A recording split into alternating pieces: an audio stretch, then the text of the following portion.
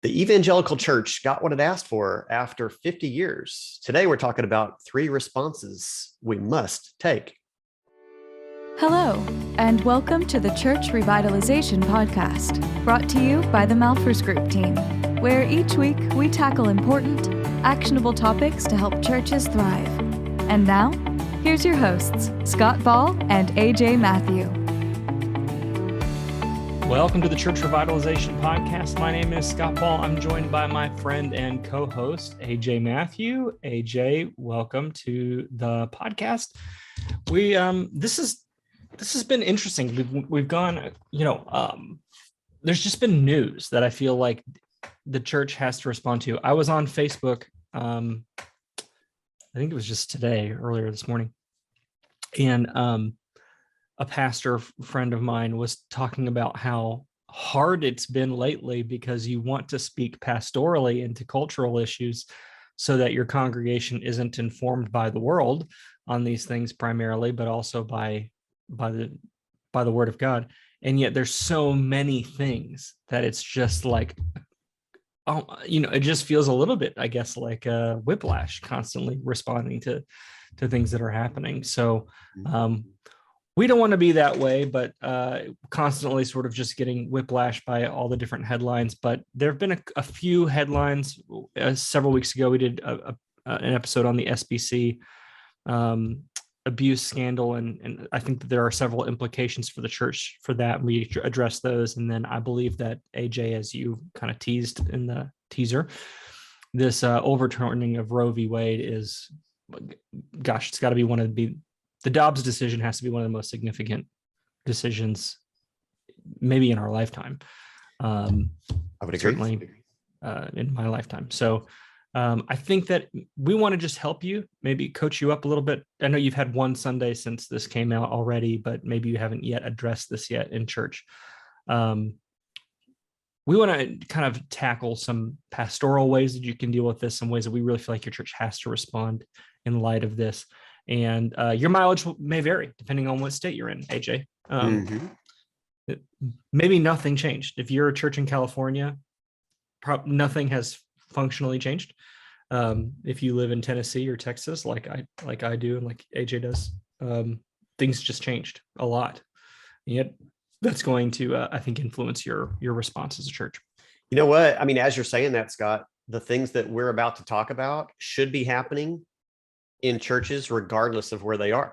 That's a great point. Yeah. Maybe the urgency is yeah. So speaking of urgency, I mean, just before we went on the air, you just mentioned a sobering fact that in pregnancy centers, especially in states like where you live in Tennessee, where I live in Texas, and a lot of other conservative states that had trigger laws. So in the event that Roe was overturned in the Dobbs case, certain laws were like ready to be enacted that would halt or severely restrict abortion. And so you're like, hey, on Friday in a lot of places in the country, there were babies with appointments to die that didn't. And that's, this week and into the near future, that's the reality of life for a lot of humans. And what that also means is there's an immediate need to support women who were ready to make that decision or had made that decision. And I don't think the church is prepared for that. I don't think the churches in our states are necessarily prepared for that. And I don't think in general, I'm totally just broad brushing this. I don't really have any evidence for this other than my gut feeling is that Christians in general are not prepared for this because there's a very, very real and practical response that has to happen. This isn't some magic thing. And I think it's been going on for so long, and it's just become such a part of the evangelical culture of being against abortion and for life, as we should. I don't think anybody was necessarily ready to go, what are we going to do differently today than we were doing tomorrow to make sure that the people that are in this new situation of abortion not being an option for them, to help them? How are we really going to help them? Right. And that's I what don't we're know talking that about. anyone ever actually thought it would happen. Like even after the leak and all that, I don't know, there's probably a lot of us were like, yeah, okay, now that this happened, it's not really gonna, I think probably for a strong majority of people, they celebrated on Friday and they're like, all right, that's over. And it is for them because it doesn't affect them. right. But what are we going to do for the people it affects? The people that we've said we care about so much. What are we really going to do now? And the option isn't nothing, because life is real for them and the pregnancy is real for them. We can't do nothing. We have to be ready to do something. And that's what we're cracking into today. That's great. That's a really good setup. And that's our heart behind this. So our heart is not, we recognize that we got a wide audience that's global. And so there's going to be a variety of opinions, and we really don't want to dive into any of that.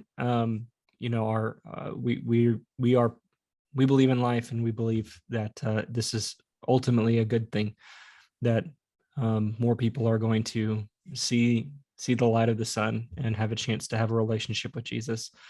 But beyond that, we don't want to get into all the different nuances of these discussions. I don't think that that's really the focus here. We want to focus on this from your church's response, and how you can deal with this pastorally. So the first, we kind of have three main buckets, I guess.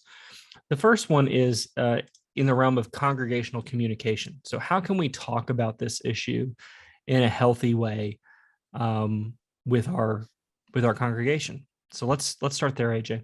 Yeah. This is probably the one area that church, for the most part, has gotten right kind of every now and then.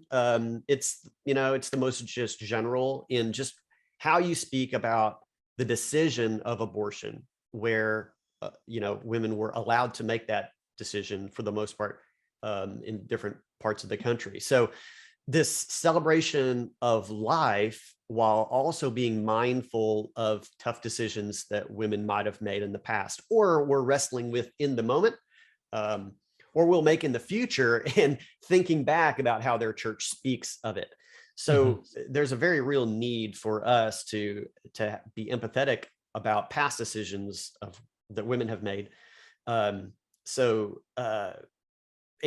just make sure that we're not it's usually inadvertently shaming or making them feel bad about a decision that they may have regretted and asked for forgiveness from God and received forgiveness for. So it's sometimes a fine line to walk.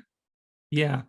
I think our character is revealed in how we win in as much as how we lose. And so how you talk about this decision in front of your congregation ought to be done in a way that recognizes that, statistically speaking, at least one person in your congregation, no matter your church's size, has perhaps had an abortion, or someone in their family has, just at a statistical level. Maybe in actuality, that's not true for your church, but on a statistical level, that would be every church has someone who has had an abortion or had that in their family.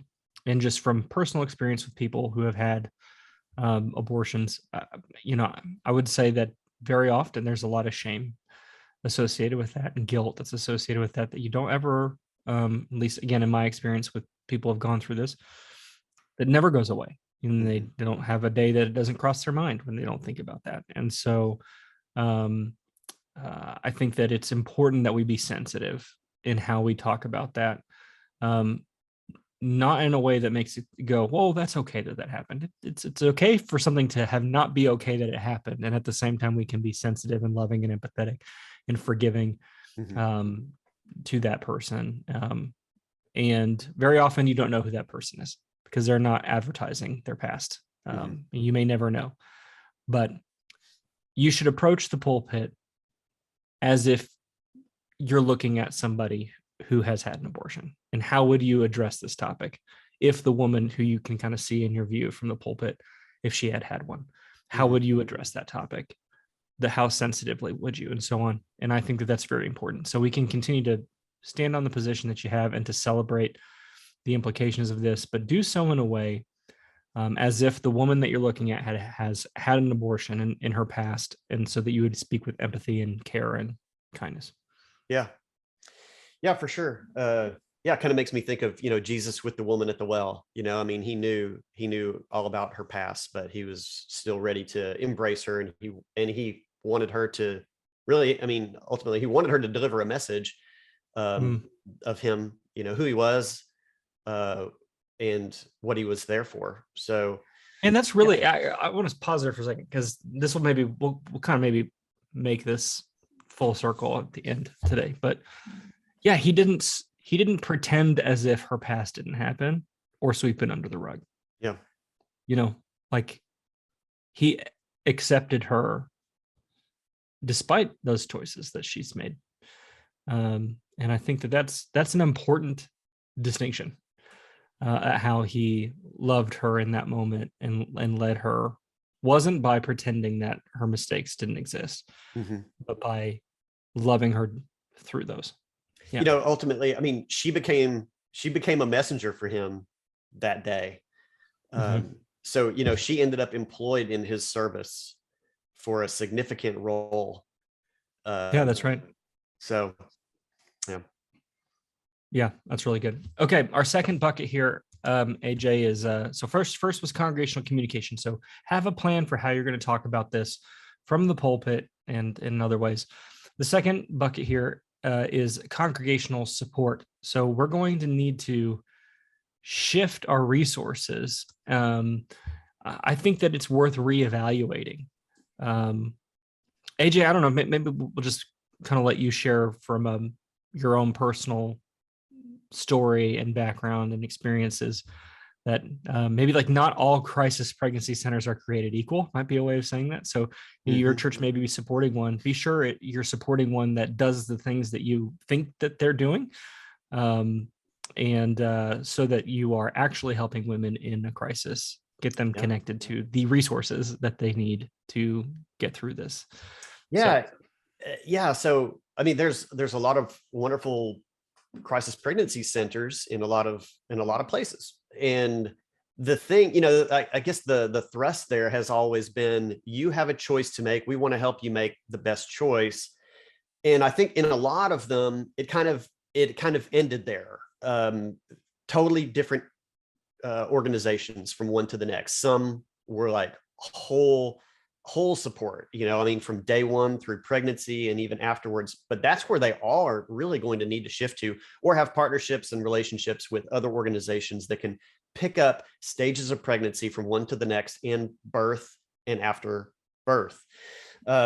So yeah, I mean, one particular agency, wonderful agency in my local area that has supported women for a long time. But when my wife and I decided that we were going to pursue adoption, I knew some people there, and I reached out and like, hey, what referral might you have for us for an adoption agency? And they didn't.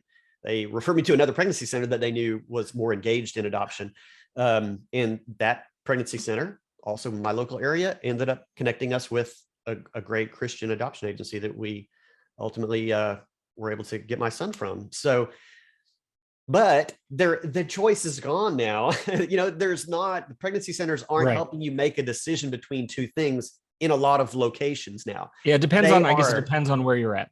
Yeah, depending on where you are, pregnancy centers now might be the only option. They're not there to help you make a choice between two things. They have got to be there to support a woman or hand her off to other agencies throughout her pregnancy, birth, and post birth. So churches are going to need to help. We've got to be in the gap now to help in a very, very short period of time. Like, we don't have any ramp up on this. There are women pregnant today. There's women discovering they're pregnant today. And this is part of, I think I'm taking on some frustration because I don't think the church is prepared for this. And we don't have time to not be prepared for this. We've got to be ready to ramp up now.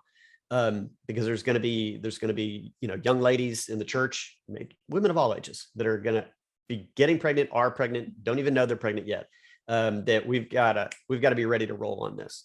But first one is certainly pregnancy centers. helping them. I would just say, just find out, like, if your church supports a pregnancy center, and if you're not aware of what they do or do not do, maybe find that out. And, don't criticize them necessarily. They're doing important work, wherever they're doing. But if they don't have a relationship with an adoption agency, maybe get connected with them and say, hey, how can we help you get connected to an adoption agency? Like, help them improve. And so just be sure that whatever organizations you're supporting are doing the things that you thought they were doing, and if they're not, or they're not interested in changing what they're doing, then maybe make sure your dollars are going to something that is providing the kind of services to women that you want to be supporting. Yeah, a lot of what kind of in this point, like, this is some really practical and real applicable support that churches can make. Everything having to do with a pregnancy and a birth and raising a child is expensive. And so this is an area in which, I mean, we need people, we need volunteers, but we need money. Because a lot of these women who might have made the choice for abortion a lot of them do it out of a financial thing, like, how am I going to take care of a child? How am I going to pay for a birth? I mean, all of this stuff has dollar signs attached to it. And this is where the church can come in a big way. So we need to be even internally in the church. I mean, supporting external agencies is fantastic. Churches, I mean, a lot of times already have like benevolent funds and things like that. I think we need to be raising money to help support the cost of pregnancy, the cost of birth in hospitals, and even the cost of helping, especially in the earliest years of a child after birth. I mean, all of these things: food, diapers, formula, all of these things. And supporting families that want to adopt. The average cost of an adoption through a private agency is $70,000. $70,000, yeah. Absolutely insane. We can all be, I think, at this point, well, I don't know. I think it might be worthwhile for us to be advocating on a political level for there to be some legislation changes that makes it easier and less expensive to adopt children. That's another kind of practical thing we can do, but that's outside of your control. In the meantime, support the families. I'm not saying your church needs to personally bankroll some family in your church's private adoption, but you can help host fundraisers for them. Maybe your church can make some sort of a contribution to it. I don't know. I feel like since you've gone through this process, you could maybe speak to it better. Yeah, well, I mean, the agency that we ended up adopting through had donor support. I mean, they're actually kind of like us in ministry, I mean, there were fees for what they did, but donor support made it the fees a lot lower. It was their ministry to others to make adoption affordable. I think our total all-in cost was like $15,000, and this was almost 15 years. This was 15 years ago. So, and at the time there was other well-known agencies in our area and even national ones. Then the cost back then was $45,000. Now, Scott, you looked up, and the average cost is $70,000. So this is cost prohibitive for a lot of families to do. So I think we should be coming along families that want to do that, coming alongside. Insurance is a whole other thing. I mean, it's kind of like our teeth and our eyes. For some reason, those aren't healthcare. We've got to pay extra to take care of those parts of our body.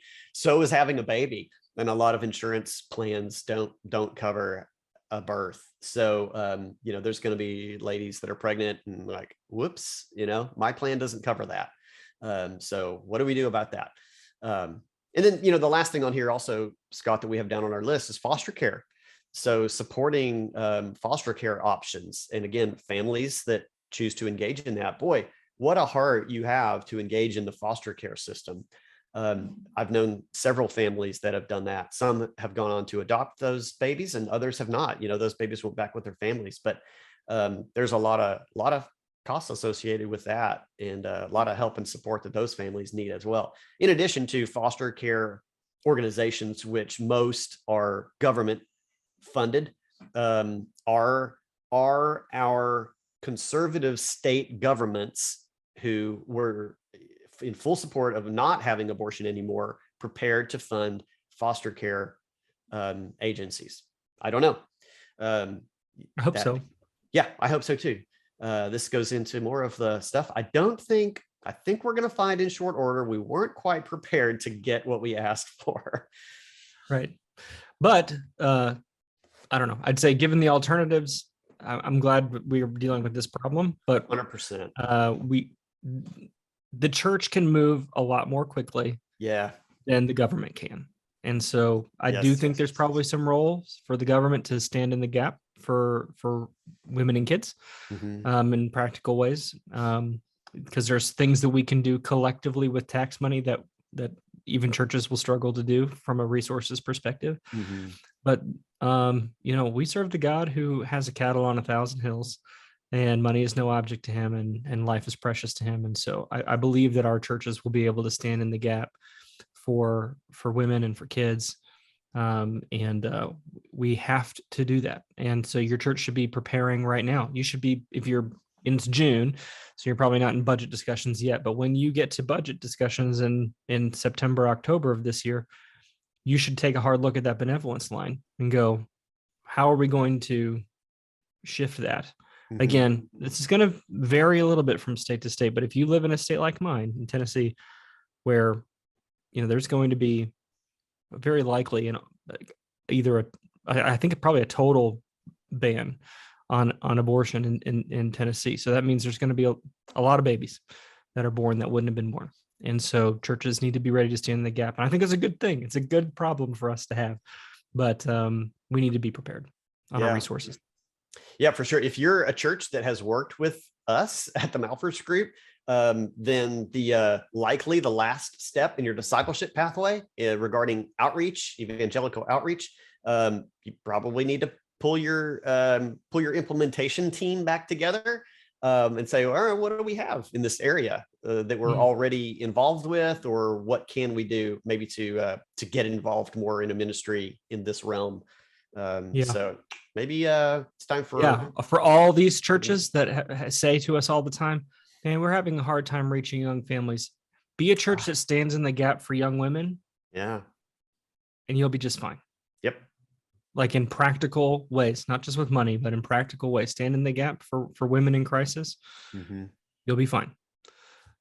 All right. Last point here. And I don't want to dwell here too long, but we have to also respond in our congregational culture. So there is I think a long-standing history in the church of when women who go to our churches, young ladies in particular, but I guess it could be women of any age, have an unplanned pregnancy. We find ways to keep that information as hush-hush as possible, and then maybe help them find a new church somewhere else. Because let's just be honest, it's way easier to embrace some wayward woman who comes into the church and she's already pregnant, versus accepting a person who in your church has an unwanted pregnancy while they're attending your church.